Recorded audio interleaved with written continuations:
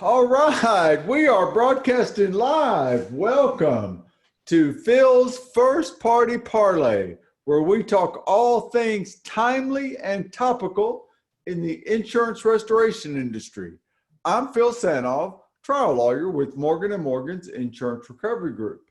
With Morgan & Morgan's Insurance Recovery Group, I have 55 of the most awesome attorney colleagues you would ever want to know.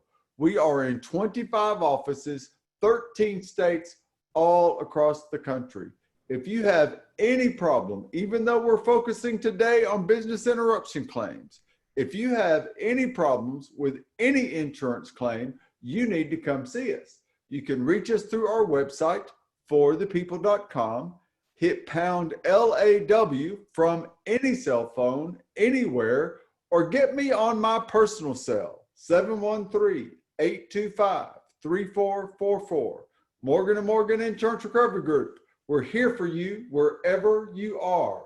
Speaking of those awesome colleagues, I'm joined today by Paul Pritchard. Paul, please hit that magic button and come see us, sir. Good afternoon, Phil.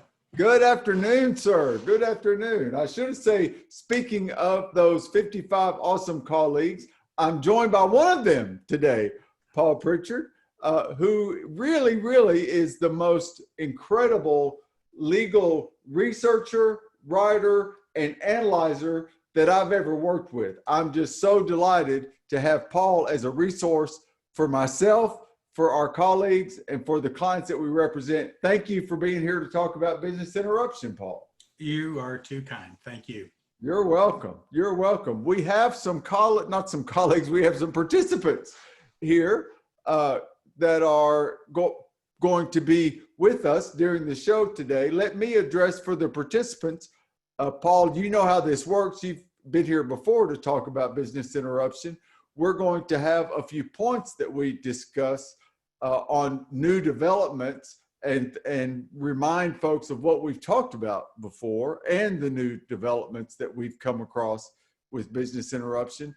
In addition, I will monitor the chat in the webinar chat room so that if anyone has a question, something they need you to comment on, I'll focus on that and let you know if we have any comments there for you to respond to. In addition, participants, if you know how to do the functionality with the electronic raise your hand, I can unmute you to ask Paul your question directly. So either one that works. What really makes this have the most value is the participation from the attendees that are participating today. We really encourage you, please participate and ask your questions. So Paul, throwing it to you now, my friend. Well, Phil, last time we spoke, we talked about how most of the policy language we see has a trigger for coverage that allows for coverage when there is a occurrence that causes direct physical loss of or damage to property.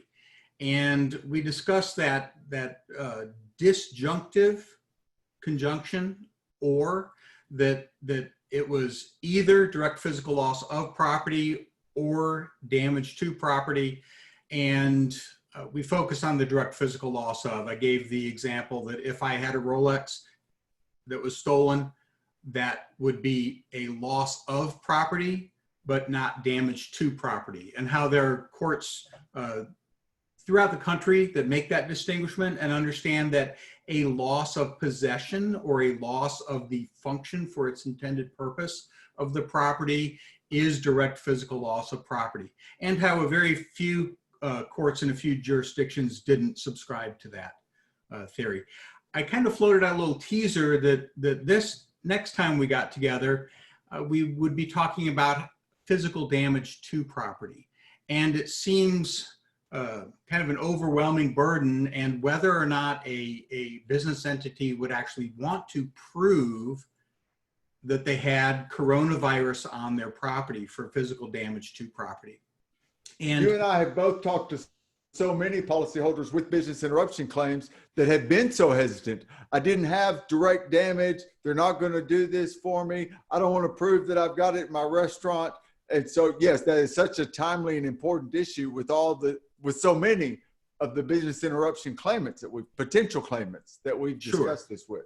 And some of the policy language is not so broad as to make that distinguishment between loss of and damage to.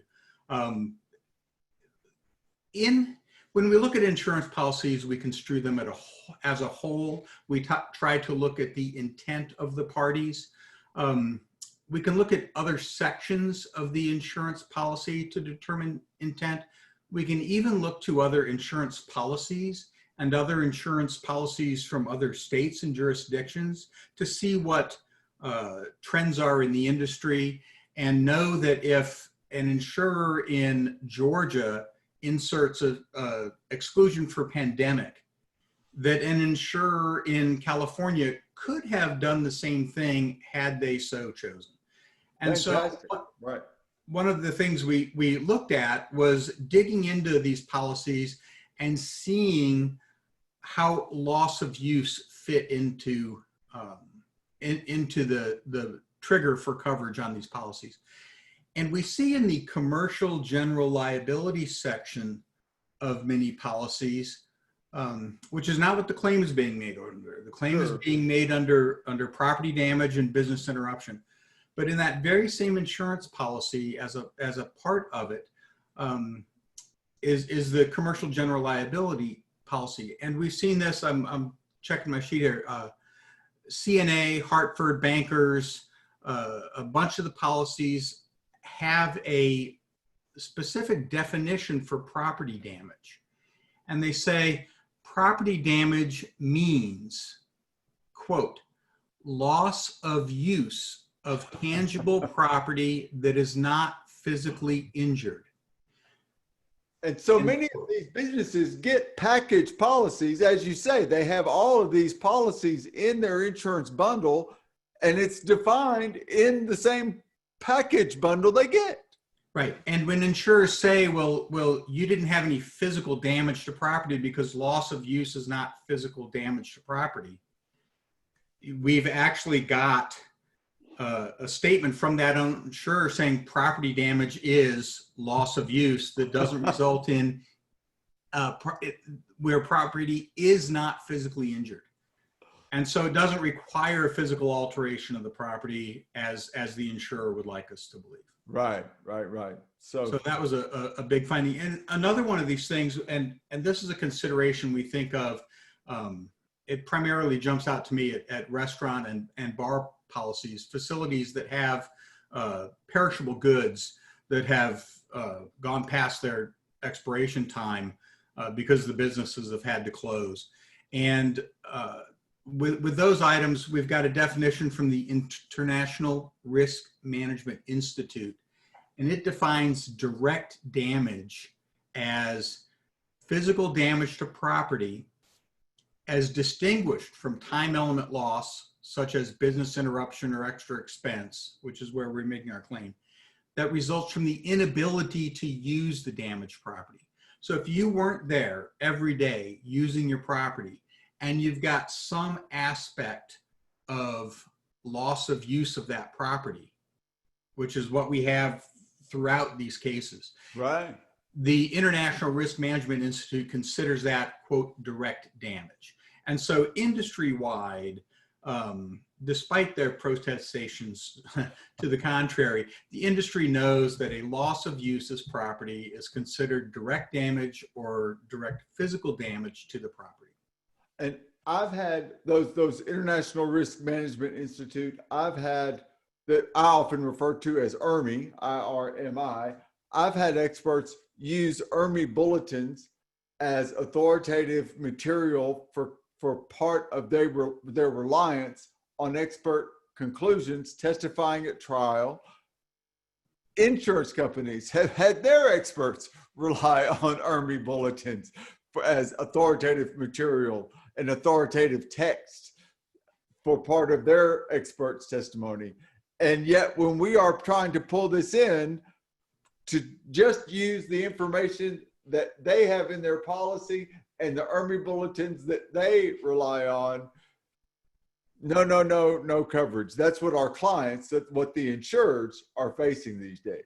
Yes. I think these are really powerful tools to give a two-pronged attack. Not only do we have direct physical loss of, through the loss of its ability to function for its intended purpose and the loss of use, but the loss of use is also a physical damage to the property or direct damage to the property. Also direct physical damage. Fantastic, fantastic. Let me reiterate, we've got the participants, had another one come in. If you have any questions or comments, please put them in the chat that you need Paul to address. Or if you'd like to do the electronic raise your hand function, I'll be happy to unmute you for you to work directly with Paul.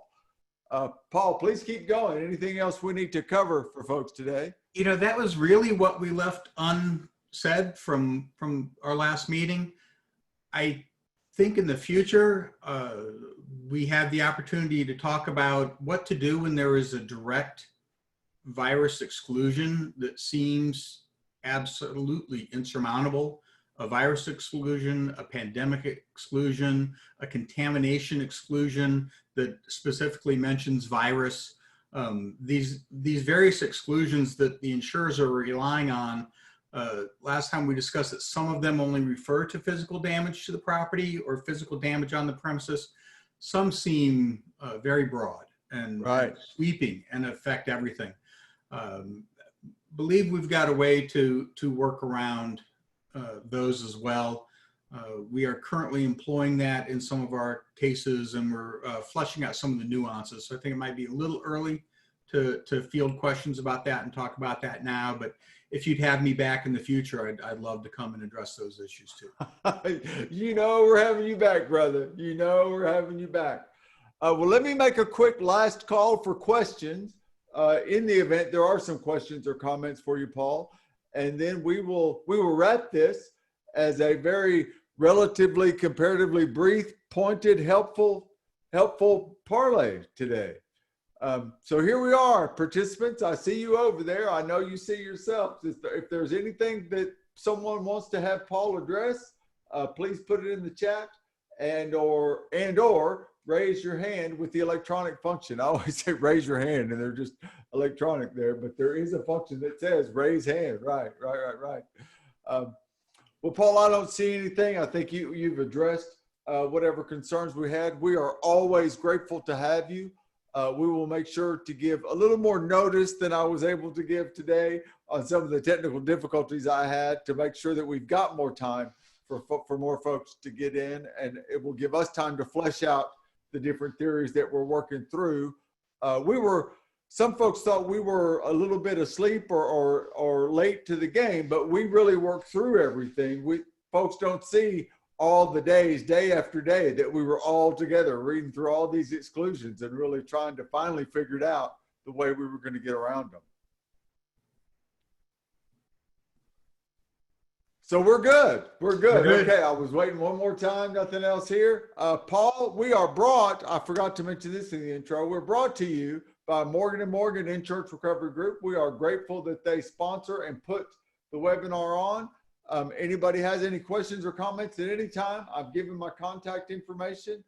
Don't forget forthepeople.com. You can get to us, pound LAW from any cell phone, anywhere, anytime. Wherever you are, we are here for you. Paul, thank you, sir. We're going to sign off and we'll have you back soon. Thank you, sir. Thank you for having me. All right. Thank you, attendees. Take care.